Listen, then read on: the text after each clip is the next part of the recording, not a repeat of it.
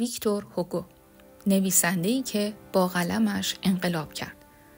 در سحرگاه یک روز پاییزی سال 1802 کودکی در فرانسه به دنیا آمد که قرار بود با قلمش قلب‌های میلیون‌ها نفر را تکان دهد. نامش ویکتور هوگو بود. مردی که با واژه‌ها می‌نوشت و با روح انسان حرف می‌زد. ویکتور از همان نوجوانی شیفته ادبیات بود. پدرش ژنرال ارتش ناپلئون بود و انتظار داشت پسرش هم همان راه را برود. اما هوگو مسیر دیگری را انتخاب کرد.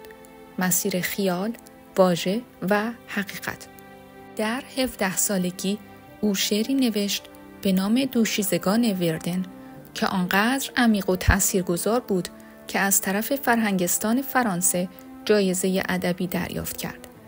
این افتخار نه فقط او را به عنوان یک نوجوان با استعداد معرفی کرد، بلکه دروازه‌های دنیای ادبیات را به رویش گشود و از آنجا هیچ چیز جلودارش نبود.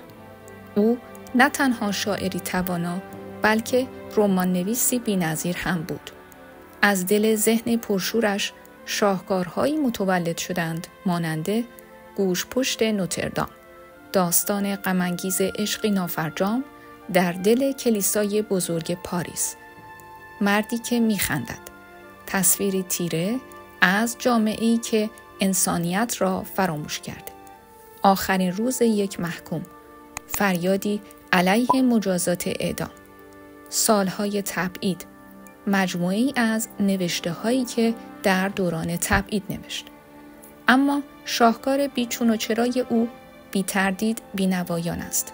روایتی عمیق از رنج، عدالت و رستگاری. این رمان فقط داستان نیست، آینه است از رنج انسان، فقر، ظلم و امید. ژان والژان قهرمان کتاب، مردی است که تنها برای دزدیدن یک تکه نان 19 سال زندانی شد.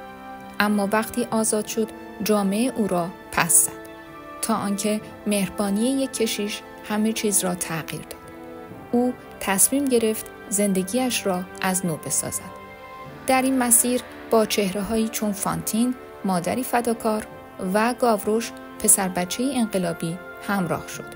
هر کدام نمادی از فراموش شدگان جامعه. هوگو در این اثر میگوید انسان میتواند تغییر کند، جامعه نیز همینطور. و این پیام مرزهای ادبیات را شکست و به قلب تاریخ رفت. هوگو فقط در کتابهایش نجنگید. وقتی ناپلئون سوم حکومت دیکتاتوریش را آغاز کرد، ویکتور هوگو از فرانسه تبعید شد. او سکوت نکرد. در جزایری دورافتاده 18 سال از وطن دور ماند، ولی با نوشتن صدایش را به جهان رساند. وقتی بالاخره برگشت، پاریس همچون بازگشت یک اسطوره به پیشوازش آمد. هزاران نفر در خیابانها فریاد زدند زنده باد ویکتور هوگو.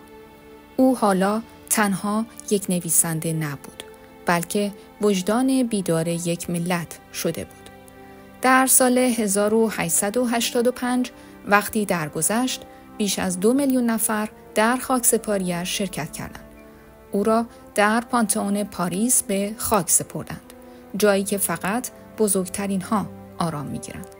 ویکتور هوگو نه فقط نویسنده‌ای بزرگ که وجدان یک قرن بود، صدای خاموشان، مدافع حقیقت و معمار جاودانه روح انسان.